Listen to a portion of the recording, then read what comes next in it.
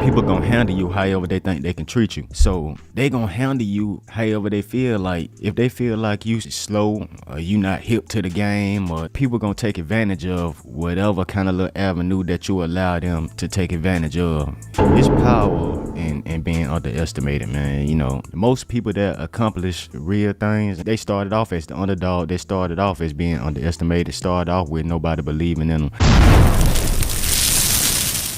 I don't never really let people know how much I know. I'm the type that I just like to sit back and play the cut and observe.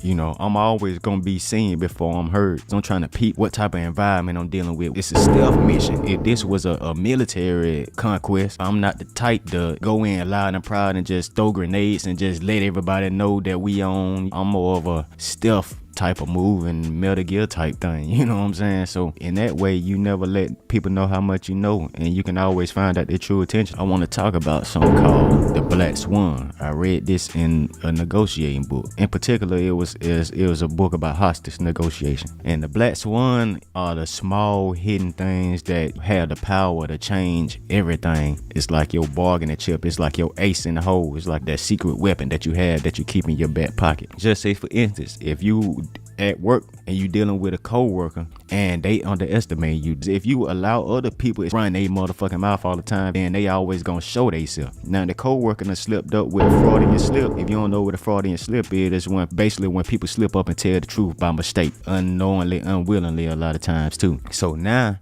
you know they tactics. They pretty much give you their tactics, and you can figure out how to navigate within that. When people see you have a certain belief in yourself, it ain't so much you, it's really them projecting their feelings off on you. Hate and love is on the same spectrum. A lot of people that you think might hate you, they really love you, but they just don't know how to express it as love because they may not even know how to receive love. So they express it as hate because that's all they receive. It's more so about how they feel about themselves, and then they project them feelings off onto you. It's definitely spiritual. It's a spiritual warfare all day, every day, man. And not even just from the outside, it's within. That's why recognizing the ego and recognizing that voice in your head is so important, because it'll talk to you, it'll tell you things, and then it'll be thinking, and you'll be thinking that it's you thinking, but it's not really you thinking, it's your ego thinking. That's not you. And recognizing my own ego is one of the best things that happen to you. Once you realize that voice in your head is not you and you in control, it's like you combating your own thoughts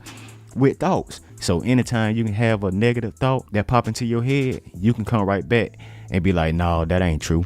More importantly than anything is that fuck whether somebody underestimates you or not, don't underestimate yourself. You know what I'm saying?